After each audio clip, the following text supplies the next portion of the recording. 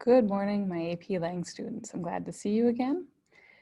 This is me still playing around with Zoom meeting and recording it. This is probably going to be the way that I'm going to perform most of the lesson instruction. Today's very exciting topic is the rhetorical situation. You've learned about rhetoric earlier in the quarter, well, earlier this week probably. And this is an extension of learning about rhetoric. This is the rhetorical situation. It is being able to read the situation in a text as you, it makes you a stronger reader and it makes you a stronger writer. If you can pick up these clues that are frequently not stated explicitly, they're inferred. So this is a good way to become a stronger reader and writer by picking up these things in a reading situation and being aware of them in a writing situation. So without further ado, this is, let's try this. There we go, sorry. This is the graphic organizer for the rhetorical situation. These are terms that you should know should be appearing in your notes, which you should be taking, hint, hint. And so we're going to go through each of these parts. And then at the end, I'm going to come back and give an example using this graphic organizer. Down here is an overview of a statement saying that individuals write within a particular situation and make strategic writing choices based on that situation. This statement is based on writing. It also works on reading. When you understand these things in a written text, it helps you understand why an author would choose to use this tone or this word in certain situations. Okay, so first up is the speaker. It is sometimes the Greek word is rhetor, if you want to sound very pretentious. It's the speaker, the writer, the reader, the person, well, in this case, the person, speaker and writer is the person crafting the message, the person who's creating the text. And so these are some questions in this orange thing here to help you understand what you should be looking for in the text. Next thing is the context. This is frequently what is going on outside the text at that time. If the author, or if the text tells you that this was published in 2020, you're like, oh, that is the year of the pandemic. There was a lot of really crazy stuff going on at that time. And so because of being 2020, we had an election, we had lots of social injustice and protests going on.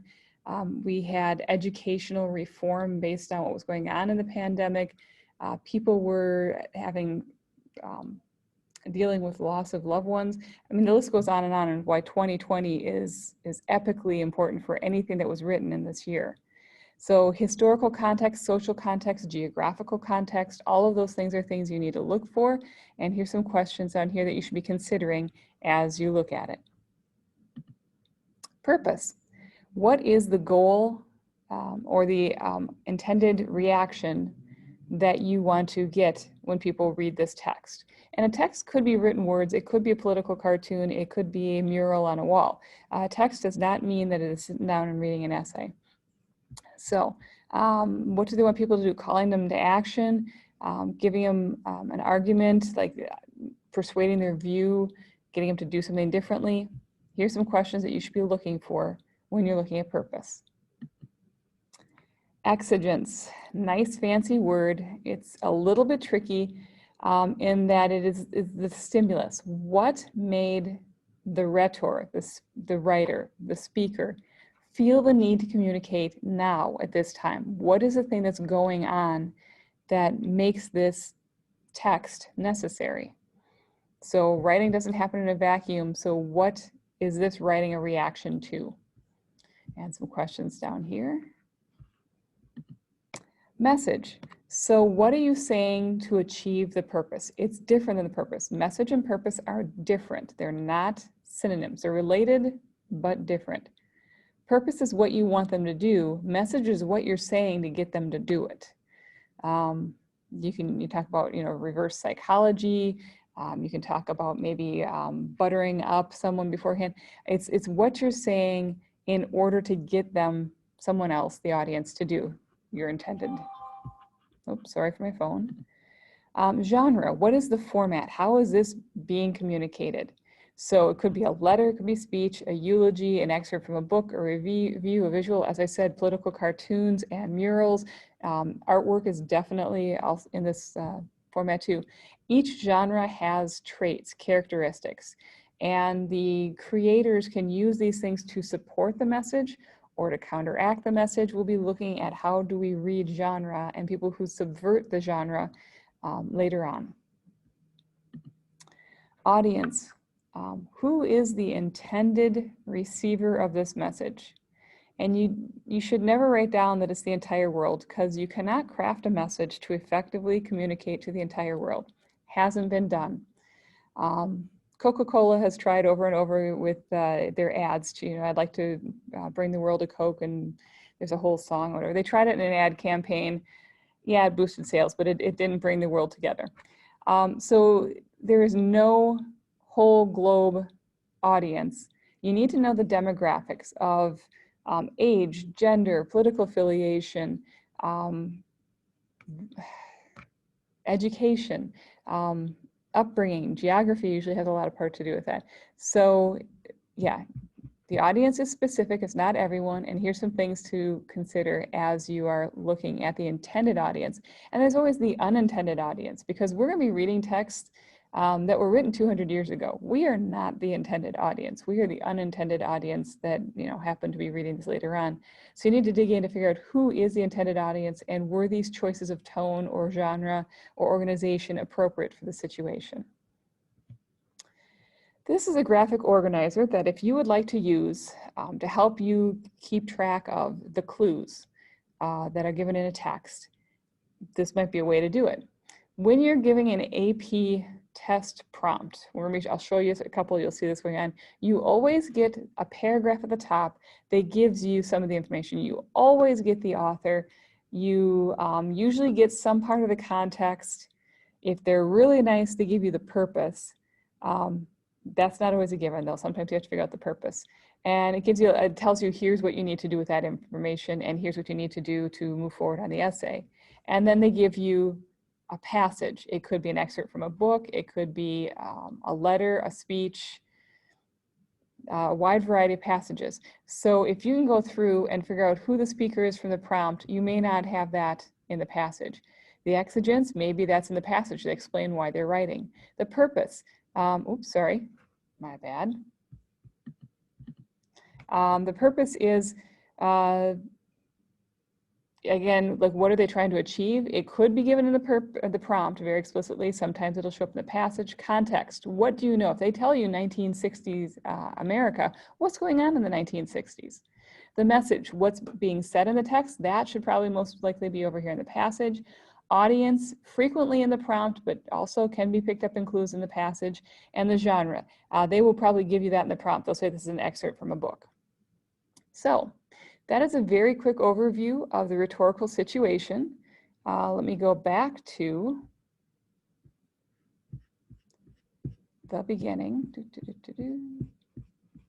Okay, here we go. It is now 2020. That is our context. We are in the middle of a political presidential election. So the context, 2020, we have roughly 2 months before an election. That's when I'm recording it. I don't know exactly when you'll be seeing this. And so we have a contentious climate between two political parties that seem pretty much taking the stance that whatever you're for, I'm against. They seem to be setting up polar opposites. The speaker would be one of the candidates. The purpose would be to garner your vote, to get anyone who's 18 and over to get to the polls and vote for the speaker. The exigence is we're running out of time. We have less than 2 months, and so they're trying to get their message out there to talk to people about what they want to hear about and their plan of how they're going to make America the place that we all want to live. The message is what they're saying. So they're trying to get the vote. What they're going to say would be like, okay, I'm going to reduce your taxes, or I'm going to build a wall or tear down a wall. The genre is how they're doing it. Is it a speech? Is it a political ad? Is it a political cartoon? The audience. As I said before, it is never everybody in the country. There is no candidate who's trying to make an ad to address everybody, because it will not be effective. And to be honest with you, political campaigns or ads do not try to target the people who are already in your group. So for example, if you're a speaker of one of the parties, you do not try and convince people in your own party to vote for you. You're kind of thinking that's going to happen. You're probably not going to target the people who are in the opposing party, the really strong, diehard, staunch opposing party. You're not going to persuade them in 30 or 60 seconds. Usually the target demographic, the audience, are the people who haven't decided yet, the people who are in the middle, and you try and address or craft your message to them. Now, do you use scare tactics to scare them away from the opponent? Do you use welcoming tactics to bring them in? That is up to you and what you want to achieve. So thank you for listening to this early attempt at getting some technology and lessons going on. I hope it is helpful, and then I'm looking forward to talking to you about this in class when we have synchronized class. Come to class with questions, but also come to class with your notes for this video and the other sources that you have been provided, specifically the required ones, but also the optional ones too. If you don't understand something, I'd expect that you dig into all the sources until you find an answer, and then if you don't find an answer, bring it up in class. So thank you for listening, and I'm looking forward to working with you guys. I'm so excited to maybe see some human faces on the other side of the screen soon. So talk to you soon. Bye.